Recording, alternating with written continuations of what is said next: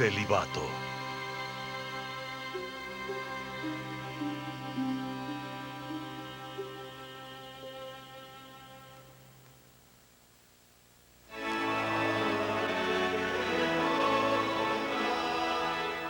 Ocho jóvenes están por hacer sus votos de celibato, renunciando a todo acto sexual e incluso al deseo.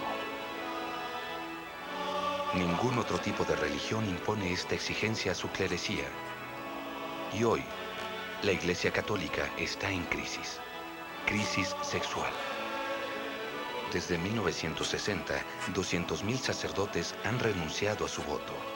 Y la incorporación de nuevos sacerdotes se reduce dramáticamente. Queridos hermanos y hermanas, este es un día muy feliz para todos nosotros y en especial para los jóvenes que están a punto de ser ordenados como diáconos. Es un paso muy importante en su camino al sacerdocio.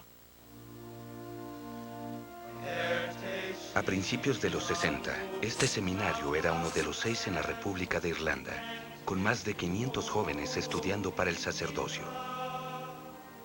Ahora es el único seminario católico en el país, con solo 65 estudiantes.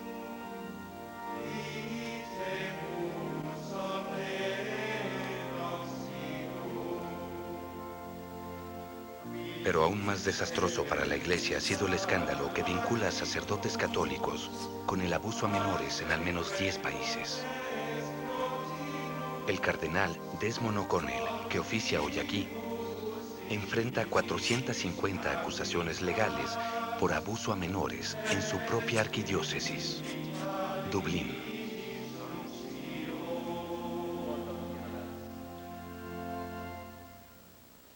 Aceptan en señal de dedicación interna a Cristo, permanecer célibes para alcanzar el reino de Dios y en la vida servir a Dios y a la humanidad.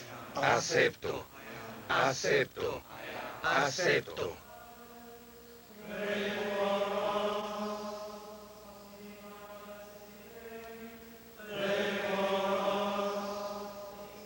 La crisis mundial en la Iglesia Católica plantea muchas cuestiones.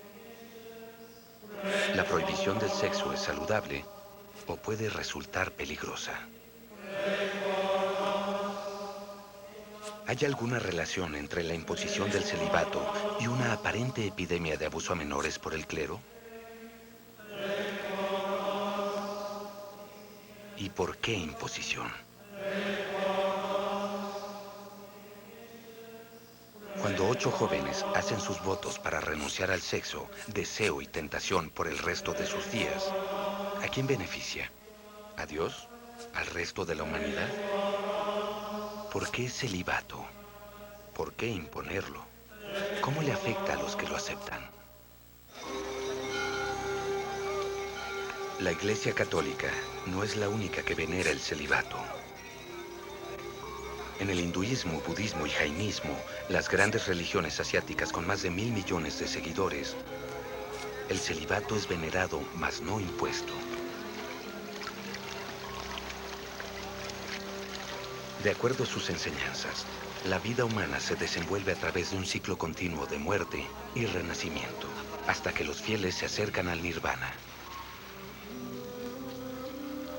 El más alto estado de conciencia, cuando todos los deseos carnales son anulados y el ciclo del sufrimiento terrestre se rompe para siempre.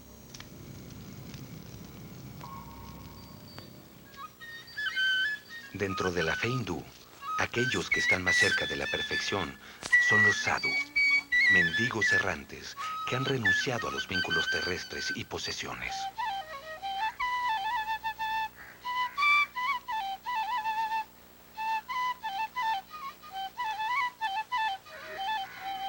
El sadhu debe demostrar que ha logrado tal dominio sobre sus pasiones y deseos que es indiferente al dolor, sed, hambre y sobre todo a cualquier sentimiento sexual.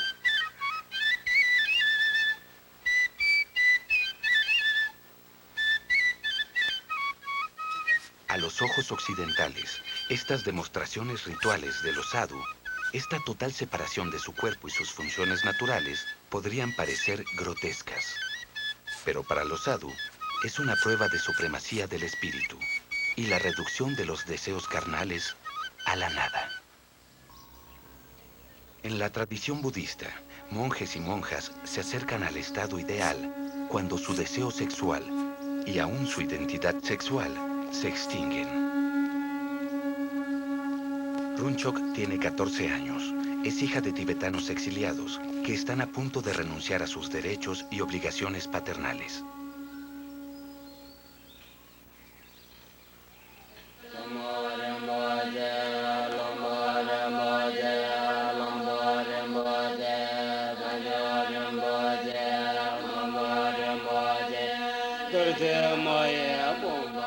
Las monjas que reciben a Runchok en su comunidad han sido desfeminizadas, rapadas y mantenidas enjutas por el ayuno.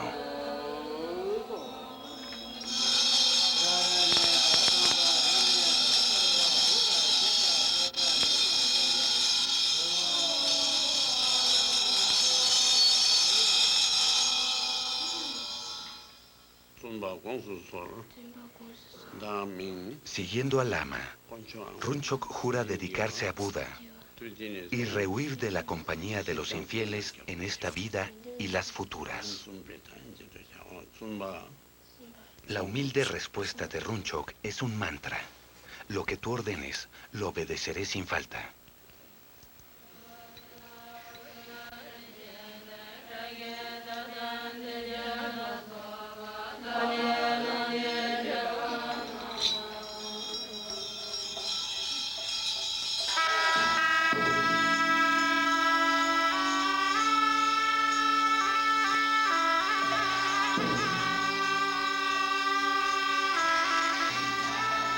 Ha llegado el momento para Runchok de renunciar a su sexualidad.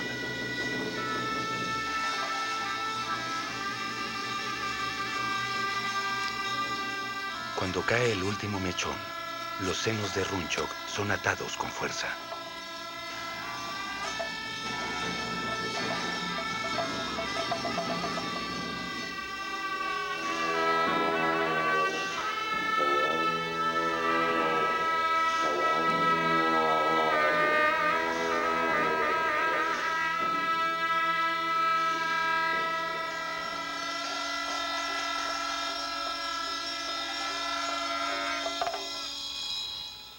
Para completar su transformación, Runchok recibe un nuevo nombre.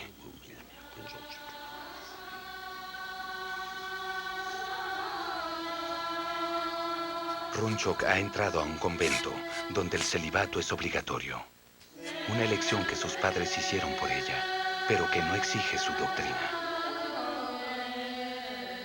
Hay otras órdenes budistas donde el celibato es un ideal, no una obligación.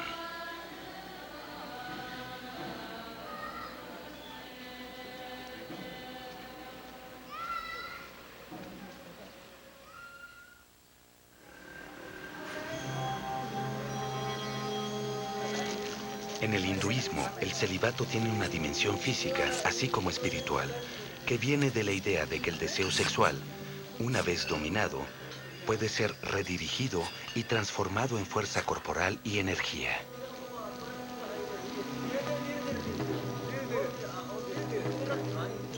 Este gimnasio se rige por estrictos principios y funciones religiosas para la comunidad monástica célibe.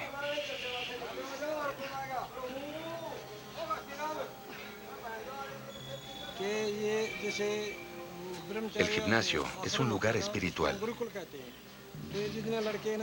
Todos aquí son célibes y dedicados al sacrificio.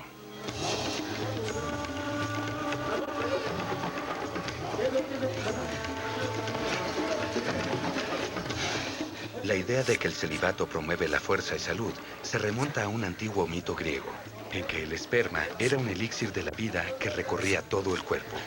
Si era expulsado, el hombre se debilitaba física, mental y hasta moralmente, como el gurú Randanji explica.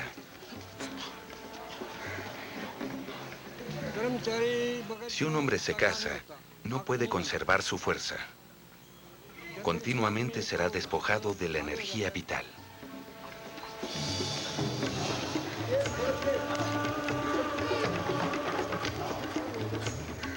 Para prevenir la pérdida del precioso semen revitalizante, el gurú Randanji y su equipo están siempre alerta. Hacemos rondas a las 4 de la mañana porque es una hora peligrosa en que los jóvenes tienen sueños húmedos y pensamientos sucios. Para su protección, los levantamos a esa hora y los sacamos de la cama. Luego, los mantenemos ocupados con plegarias y veneraciones. Cualquiera que incurra en prácticas impuras es expulsado del gimnasio.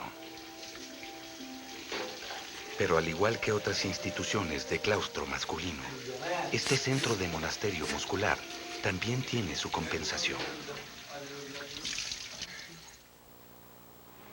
Hay menos compensaciones aquí.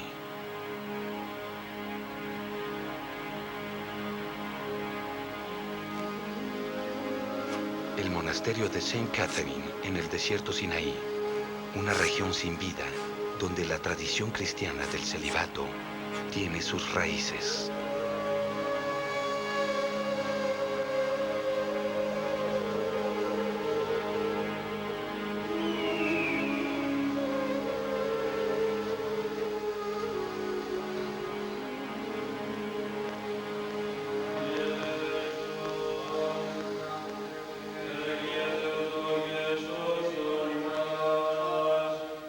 Saint Catherine es la fundación monástica más antigua de la cristiandad. Los primeros cristianos célibes se reunían aquí y en valles aledaños hace casi 1800 años.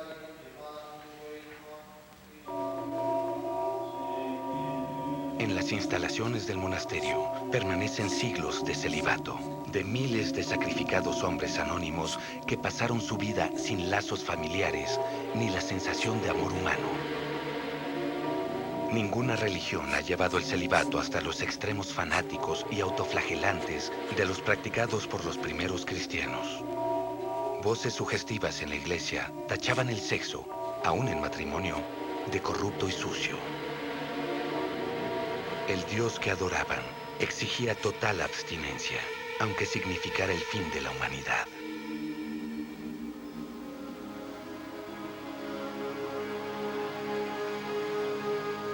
Al paso de los siglos, los despiadados abusos en el Sinaí se convirtieron en una metáfora de la batalla por la castidad, librada por esos primeros padres cristianos. En las madrigueras y cuevas de estos desolados valles, azotaban, quemaban y ayunaban sus cuerpos con la desesperada esperanza de alejar sus fantasías y deseos sexuales. Entre estos sacrificados desconocidos hay una vida y una cueva que aún se recuerdan. Y hoy, el padre Pablos y el padre Nelus están peregrinando en honor a la memoria de Saint John Climacus, que vivió solo en esta cueva por 40 años, resistiendo las tentaciones de la carne, por lo que fue nombrado abad de Saint Catherine.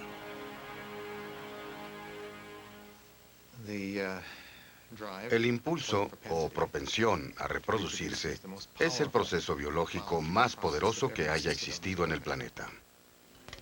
La comprensión moderna del funcionamiento cerebral y corporal nos da una idea del gran esfuerzo que hacían en las cuevas del Sinaí.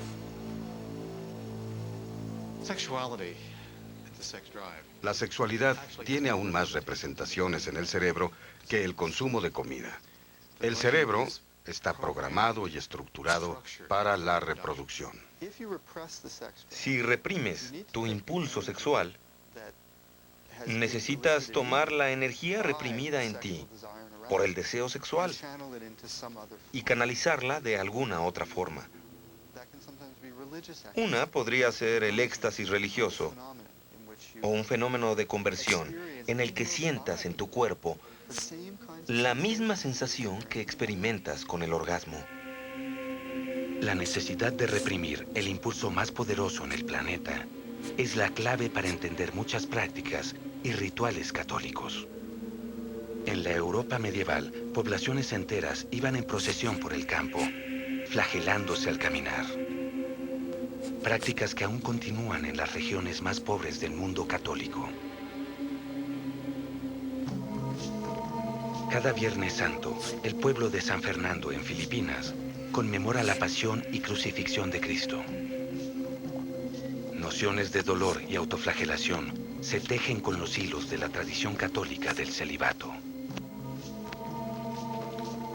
El dolor no solo aparta el deseo sexual, aliviando la carga del celibato, también puede abrir la puerta a experiencias de éxtasis.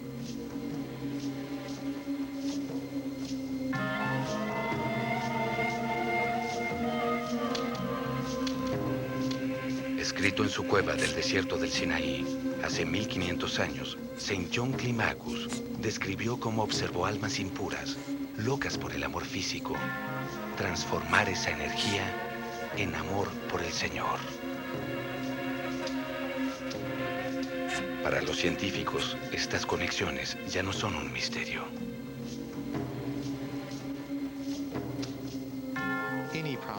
Cualquier cosa que produzca dolor y daño físico puede producir una elevación de las sustancias que producen calmantes en el cuerpo. Eso puede disminuir el interés sexual y contribuir a un celibato exitoso, porque esas sustancias son como una droga, una especie de éxtasis que puede sustituir la actividad sexual. La gente ve a estas personas en estado de misticismo.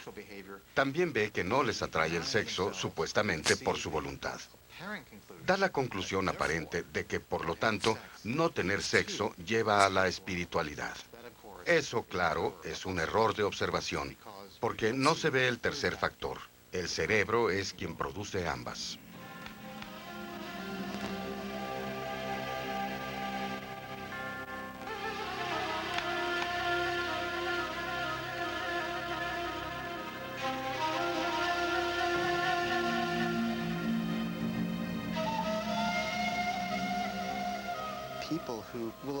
La gente que permite que la crucifiquen y que la atraviesen los clavos hasta que se desangra. Cuando esta gente deja que le hagan eso, es porque está en éxtasis.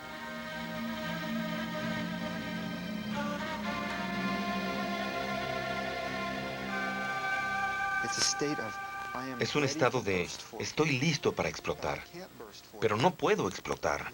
Así que hagamos fluir la sangre. Así que la perforación significa algo. Flagelarse. Ser fustigado y permitir que otras personas lo hagan. Los elementos eróticos dentro del sistema de devoción cristiana, culpa, castigo, dolor y éxtasis, han tenido un efecto profundo en la cultura occidental. El sadomasoquismo tiene mucho de esa tradición. Un paciente me dijo que cuando tenía un acto o se hacía daño a sí mismo, podía ver el rostro de Dios. Ambas situaciones involucran una reducción del ego. Rendirse ante alguien supuesto, Dios o la dominatriz. Y un buen punto es, si alguien vierte cera caliente en tu estómago, prestarás atención. Tu mente no está en otro lado, así que se enfoca enormemente, que es lo mismo que pasa con el masoquismo religioso. El masoquismo, en un sentido, es un ejercicio pseudo-espiritual. Uno rinde por completo el sentido del ser hacia el otro, con toda confianza. No tienes el control. Tu voluntad no está bajo control, igual que una persona religiosa lo hace con Dios.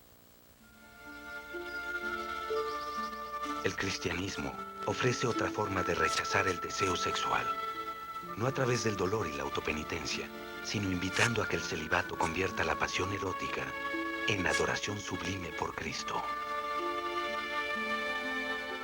En el arte eclesiástico, Jesús se representa físicamente perfecto, una imagen que va variando de acuerdo al ideal masculino a través de los siglos. Esta versión está en el convento de las Hermanas de la Visitación, una orden enclaustrada de monjas canadienses cuya edad promedio es de 69 años. Aquí, Marie Cécile, una de las hermanas más jóvenes, expresa el ideal del amor al celibato en su forma más pura. Creo que desde que tenía 4 años, quería que Dios fuera mi único amor. Él lo vale todo. Él lo vale todo. Él lo vale todo. ¿Y cuál fue su sentimiento cuando hizo ese compromiso? La entrega total de mi ser a alguien que está enamorado de mí. Contestar a una llamada en mi interior. Algo que no quería compartir, sino vivir. Hoy sigo creyéndolo. Isaías capítulo 6 contesta: he escuchado tu llamado en la noche. Iré, Señor, si me guías. Tendré a tu gente en mi corazón. Creo que esa última oración me trajo aquí y me mantiene aquí. En el cristianismo occidental, estas comunidades se reducen drásticamente. Es otro factor de la crisis actual en la Iglesia Católica, incluso mayor que la pérdida de clérigos. Desde mediados de los 60, 300.000 monjas han abandonado su orden sagrada. Una impresionante estadística que los católicos llaman desangrarse.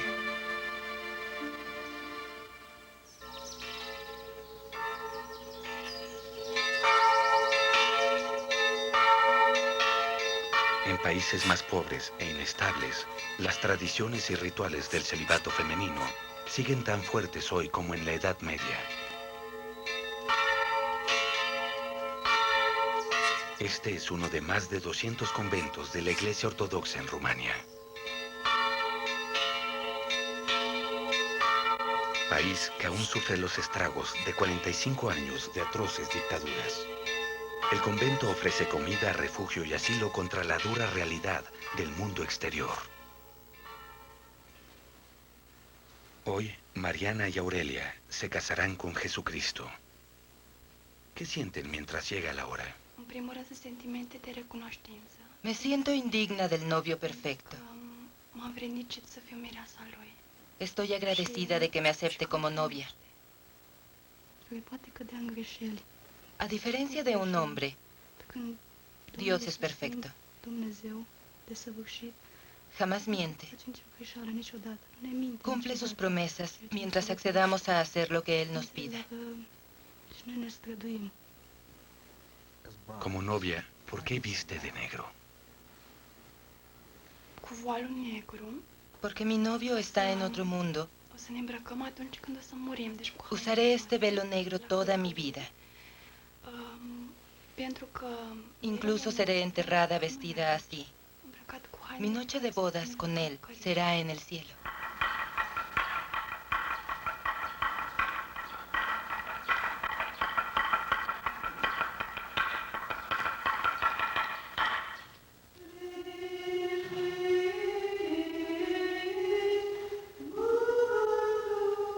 Esta ceremonia ha prevalecido por casi 200 años y expresa la relación de celibato con Cristo en su forma más dramática y total.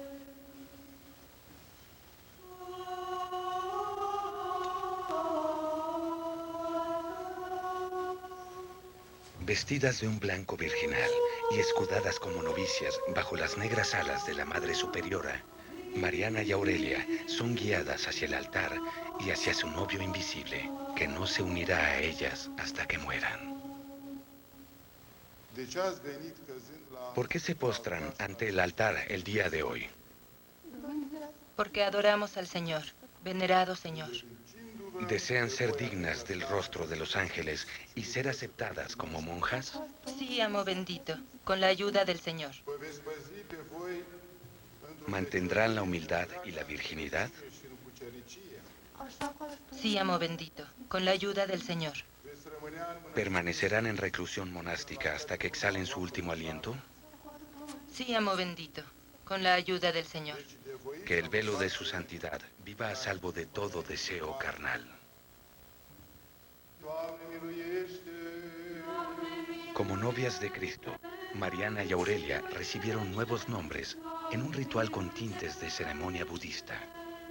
Después de cortarles el cabello, será guardado en estuches especiales para enterrarlo junto a ellas el día de su muerte, en que al fin se reunirán con Cristo.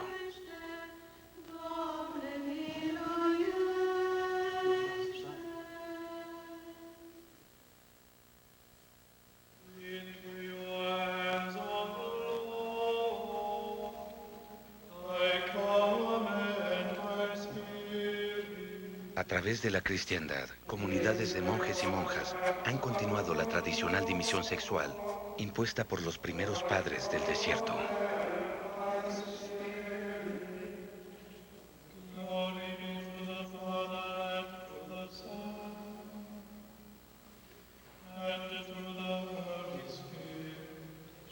Para los hombres como para las mujeres, Jesús es el objeto de amor aceptado, el receptor de la pasión y de la capacidad del amor humano.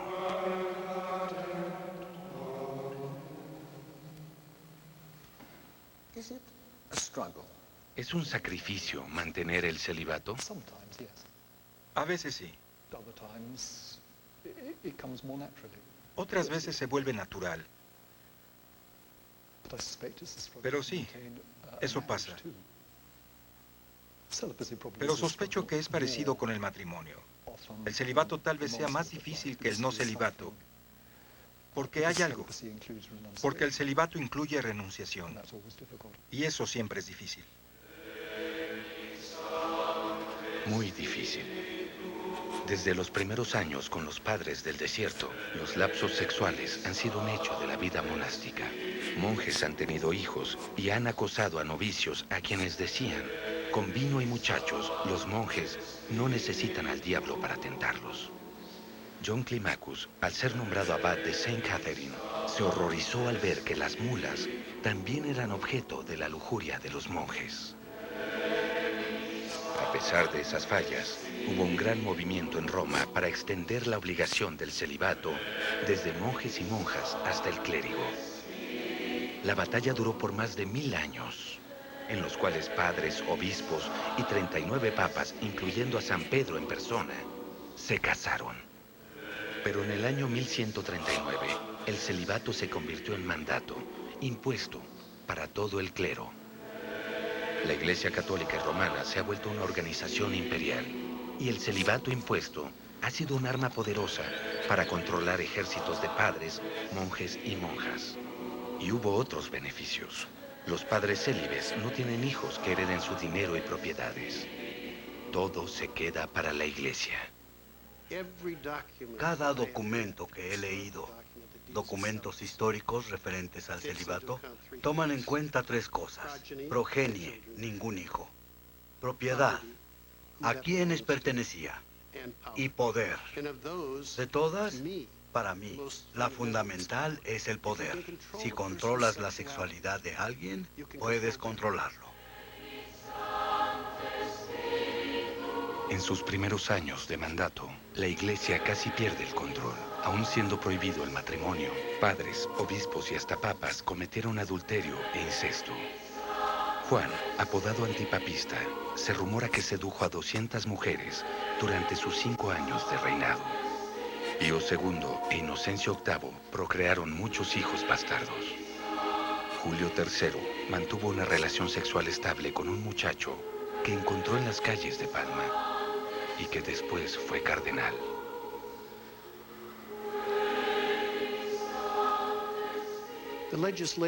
La legislación de que el celibato fuera necesario para el sacerdocio, que fue impuesta en 1139, se basa en la falsa suposición de que uno puede controlar la sexualidad de alguien por la fuerza. No funcionó entonces y no funciona ahora. Por casi 1000 años han ocultado esa verdad. Pero ahora, la autoridad de la Iglesia Católica Romana ha sido retada como nunca se había visto. La Iglesia Católica enfrenta una crisis mundial por abuso de infantes. El mayor escándalo sexual en la historia de la Iglesia. El Papa al fin aceptó con resignación que los Fue involucrados... encontrado culpable por abusar de un estudiante de 13 años. Horribles revelaciones de abuso sexual del clero han surgido en Bretaña Canadá, Irlanda, México, Australia, Francia, Chile, Austria, Polonia y virtualmente en cada estado norteamericano. Culpable de los cargos por abuso de un menor. Un sacerdote católico fue encarcelado por 3 años y medio por intento de abuso sexual. La próxima semana un sacerdote será sentenciado por haber abusado de docenas de niños. El costo de arreglos legales se estima en más de $1 billón. Acusado de abusar de más de 130 niños durante 30 años. Más de 36 niños violados por 14 frailes. Tras estas burdas estadísticas, hay miles y miles de historias personales de dolor y traición. Y además, un niño se suicidó. El abuso sexual en las iglesias debe acabar. En los suburbios de Filadelfia, Kathy Norton celebra el 4 de julio con sus 13 hijos y 12 nietos. Hace 4 años, el mundo de Kathy se derrumbó cuando 2 de sus hijos revelaron haber sufrido abuso sexual de sus confiables párrocos por más de 9 años. Las acusaciones salieron a la luz cuando Jonathan, el menor, asustó a Kathy con su agresividad, abuso de drogas y amenazas de suicidio. Él tenía 14 años cuando ella pidió ayuda a un terapeuta. La consejera me dijo, Kathy, Jonathan necesita decirte algo. Y cuando entré al cuarto, no pudo decirlo, ella me lo dijo. Y cuando soltó la noticia, él bajó la cabeza y dijo, mamá, él hizo muchas cosas malas. Para empezar, me sentaba en su regazo y ponía sus manos sobre mis partes íntimas. Luego avanzaba más y más. A veces me llevaba a la cama. Me hacía ver cicatrices en sus genitales y me forzaba al sexo oral. Fue en aumento. No fue repentino. ¿Qué sentías mientras aumentaba? En serio, no lo sé. No sabía si era lo correcto. Fue mi primer contacto sexual porque tenía solo 10 años. A los 10 no sabes mucho sobre actividades sexuales. ¿Y qué hacía para que no le contaras a nadie? Desarrollarme como católico. Los padres son Dios en la tierra. Ellos saben qué es bueno y malo. Jamás se equivocan. Y parecía que no podían equivocarse. Creí que nadie iba a creerme. No puede ser malo, es un padre. No olvido una vez, de hecho 2, en que me dijo, si alguna vez lo cuentas, estarás condenado. Dios va a odiarte. Tu familia va a arder en el infierno. Y como joven católico, confía en él. Un padre debe tener razón. El padre Jim usó su posición y la fe que promulgaba con John para comprar su silencio. Y eso me puso furiosa. Antes de cumplir 18 años, Jonathan se paró frente a la iglesia del padre Jim y contó su historia a los medios. No vine a recuperar mi honra. No vine a recuperar mi niñez. No se puede recuperar, se ha ido. Yo vine a apoyar a otros niños, ahora adultos que han sufrido abuso sexual. No solo de un padre, sino de quien sea. La decisión de hacerlo público no fue sencilla. Creí que al contarle a mis amigos se burlarían de mí y bromearían al respecto, que me verían de forma diferente. Pero resultó ser lo contrario. Era increíble la cantidad de gente que venía a decirme, oye, también a mí me pasó. Solo que no tenía a quién contarle. Ahora sí. La familia sospecha que la iglesia sabía del problema del padre Jim desde 1988, cuando fue enviado a un retiro. Ha sido procesado por los cargos de ataque sexual premeditado. Se ha declarado inocente y está esperando juicio. La primera vez que lo retiraron, nos dijeron que había sido por un descanso. Yo creo que la iglesia sabía y que estaba en terapia por sus problemas. Si detectas a un pedófilo, no lo pones de nuevo en contacto con niños, junto a los monaguillos y en grupos juveniles, esperando que no se presente su problema. Y eso fue lo que pasó por años y años. ¿Qué efecto ha tenido esto en su fe? Ninguno en mi fe. Mi fe es mi confianza en Dios. Todos mis hijos han mantenido eso. Nuestra fe es lo que nos ayuda en tiempos difíciles. Pero en cuanto a la iglesia, no creo que ninguno de mis hijos grandes vuelva a la iglesia. Es una doble traición. Los traicionó en quien confiaban. Tienen toda la razón en eso. Y su resentimiento es legítimo. La otra cara de la moneda es que las personas no entienden que la iglesia como institución ha sido como tal traicionada, ofendiendo individualmente a clérigos. Si reviso mi propia historia de formación, de algún modo la iglesia también me ha traicionado. Harry Walsh es un padre célibe. También es doctor en sexología y hace lecturas en prisiones y escuelas especiales, como esta para adolescentes conflictivos. Walsh dice que un padre que abusa también fue víctima. No es tan descabellado cuando uno escucha las experiencias de hombres que se formaron en seminarios católicos tradicionales. Cuando estaba en el seminario en formación no hablábamos de sexo. No era opcional. No tenía idea de qué era la sexualidad. Nadie tenía idea de lo que era la relación hombre-mujer. Íbamos al seminario y vivíamos lo que llamaría un desarrollo en arresto psicosexual. Nunca maduramos. Había otra forma en que la iglesia trataba con la sexualidad: ignorarla. Y cuando era imposible hacerlo, la satanizaba. Estuve en una casa de cristal desde los 12 hasta los 26 años. Harry Walsh dejó el seminario en 1963 para hacerse sacerdote. Jamás salí con una chica en mi vida. Nunca me dieron ninguna información de cómo se concebía o nacía un bebé. La única forma que se nos presentaba era por la exclusión. Está fuera de tu alcance y tienes que aceptarlo si quieres ser padre. Ese es el precio. Pero nadie te prepara para eso que podría llamarse partes componentes del celibato. Por ejemplo, la soledad, la falta de intimidad. Esos elementos del celibato nadie los mencionaba. Lo que nos enseñaban sobre el desarrollo sexual en aquellos años era alejar tus manos de ti. El sexo era malo. El sexo era sucio excepto en matrimonio. Había que alejarlo. Estábamos tras puertas cerradas con llave. Así que el único pecado que nos era posible cometer ahí era la masturbación y era pecado mortal. Era el pecado más serio. Recuerdo a la perfección todavía el día de mi primer sueño húmedo. Y este ocurrió en la oscuridad de la noche irlandesa. No tenía idea de lo que era. Creía que iba a sangrar hasta morir.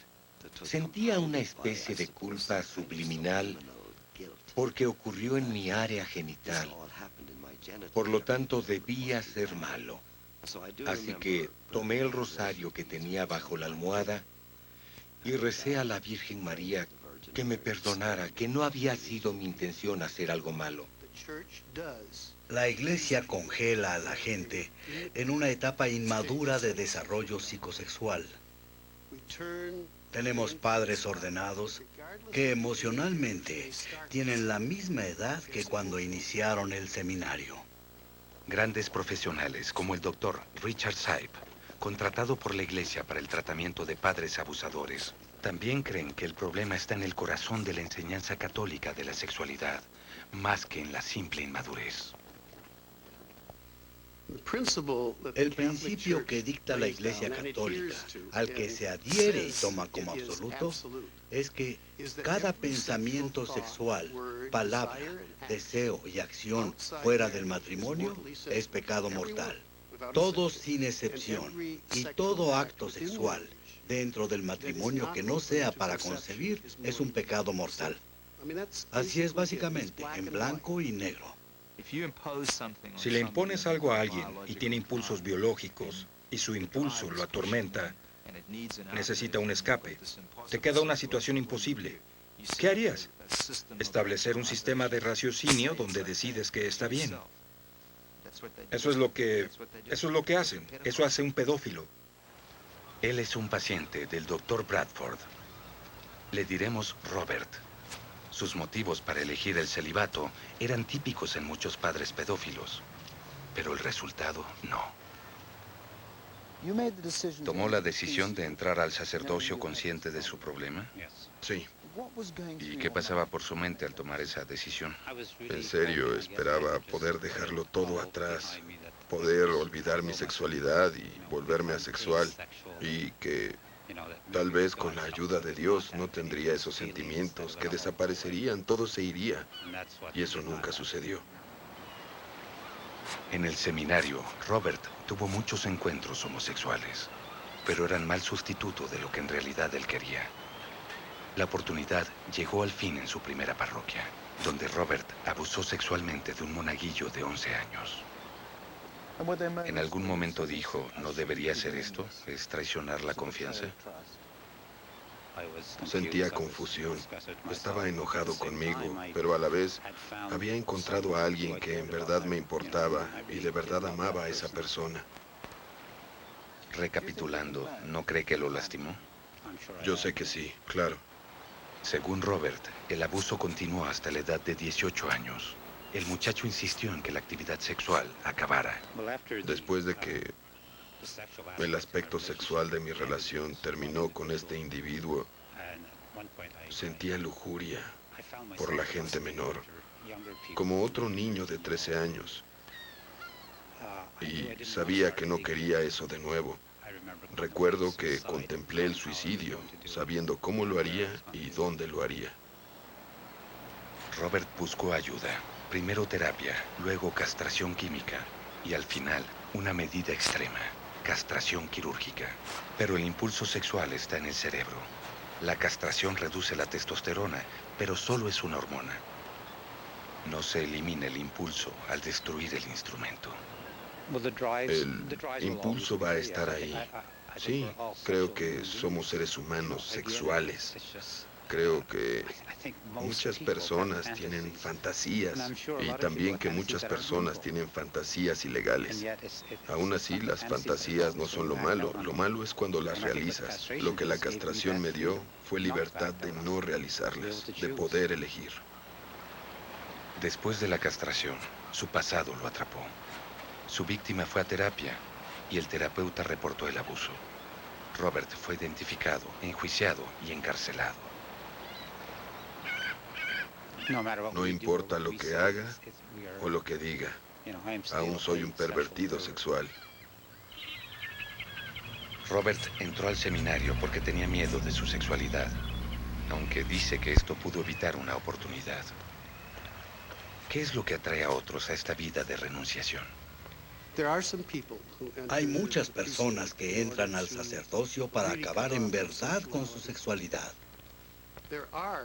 Hay hombres que en verdad quieren servir y ven el celibato como una liberación para ayudar a otros de manera altruista.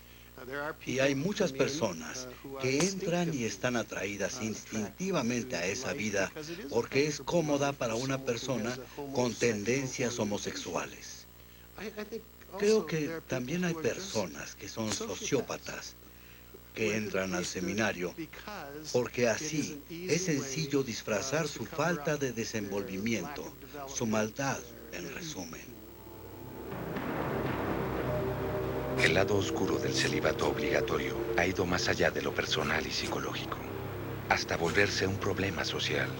El abuso institucional afecta a miles y miles de niños en un país donde la Iglesia Católica tiene el poder del lugar. La transmisión de 3 programas, Estados de Miedo, en 1999, al fin llamó la atención del público hacia las escandalosas condiciones de los hospicios manejados por la Iglesia Católica y Romana. Lo que Estados de Miedo dijo es que un gran número de niños eran sistemáticamente explotados a lo largo y ancho del país por monjas, padres y hermanos. La celadora hacía 2 filas. de niñas. Estábamos en el primer año, de 12, 13 y 14 años, y habíamos 8 en ambas filas. Y a esas niñas las desnudaban del torso. Tenían que arrodillarse, apoyarse en manos y rodillas y arrastrarse hasta la línea. Y nosotras teníamos que golpearlas mientras pasaban. La celadora estaba ahí diciendo que más fuerte, fuerte. Y teníamos que golpearlas en la espalda. Si no lo hacíamos, nos golpeaban a nosotras. Y cuando llegaban al final de la línea, tenían que girar y pasar de regreso. No puedo recordar muchos días desde que tenía 5 o 6 años. No puedo recordar muchos días entre entonces y los 15 en que no haya sido lastimado. Es que los castigos no tenían sentido. Y jamás sabías cuándo iban a cesar. En mi caso me traían aquí. Y mi ropa era físicamente arrancada. Y me dejaban completamente desnudo. Ellos me obligaban a arrodillarme aquí, mis manos estiradas hacia el frente. Había otro hermano, y él venía, y se paraba en mis dedos. Así no iría a ningún lado. Él era un hombre de 1,90 o 92, muy pesado y corpulento. Imaginen su peso sobre los dedos de las manos de un niño de 13 años. Y lo que seguía después era que se paraba aquí, mientras que otro hermano administraba el castigo. Tenían una enorme correa que rellenaban con lastre. Y así me golpeaban. Hay una muy clara conexión entre la represión sexual y la violencia. Porque el sexo es un impulso básico, debe encontrar escape de algún modo. La sexualidad es básicamente el árbitro del amor. Es normal neutralizar la hostilidad. Si reconoces y conviertes la agresión en amor, no va a ser posible cambiar el impulso por hostilidad, por agresión. En muchos casos de abuso infantil por sacerdotes católicos, hermanos y monjas, la conexión entre la represión sexual y la violencia es brutalmente clara.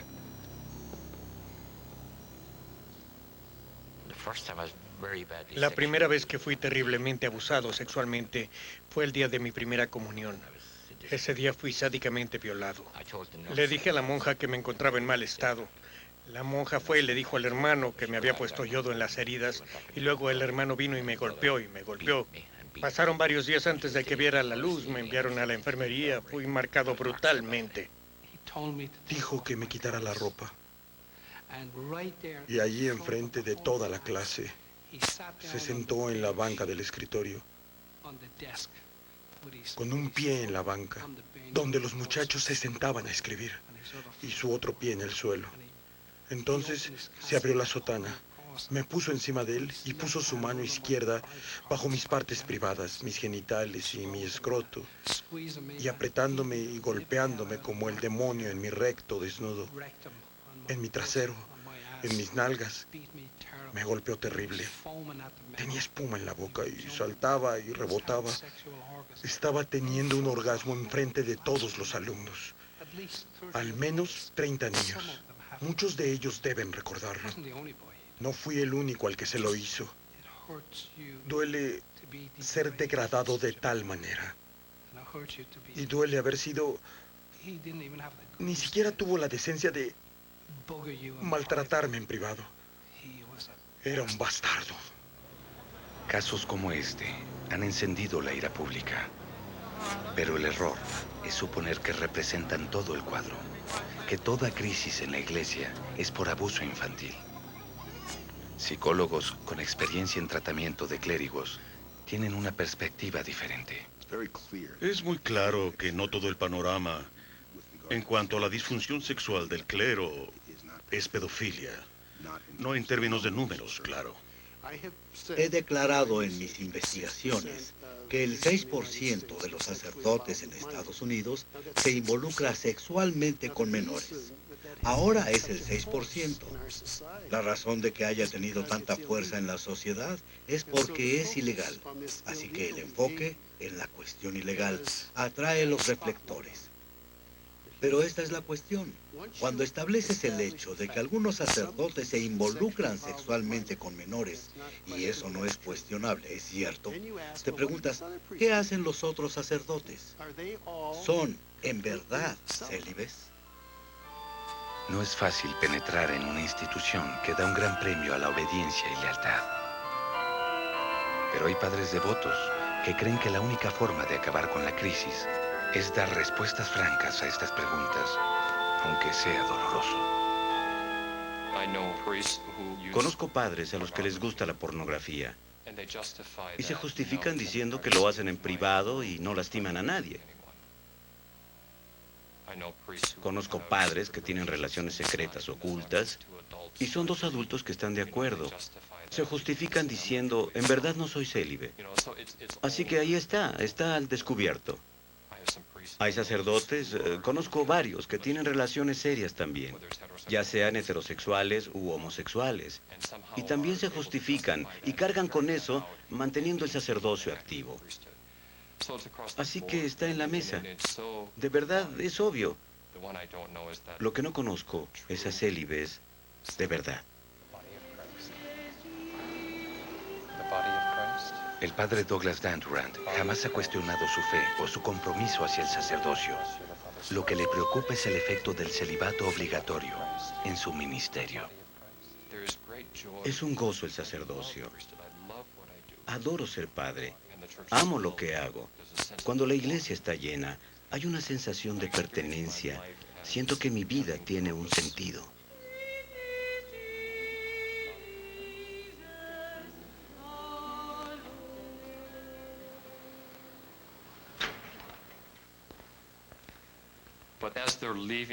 Pero cuando abandonan la iglesia, echo un vistazo y encuentro una gran iglesia vacía.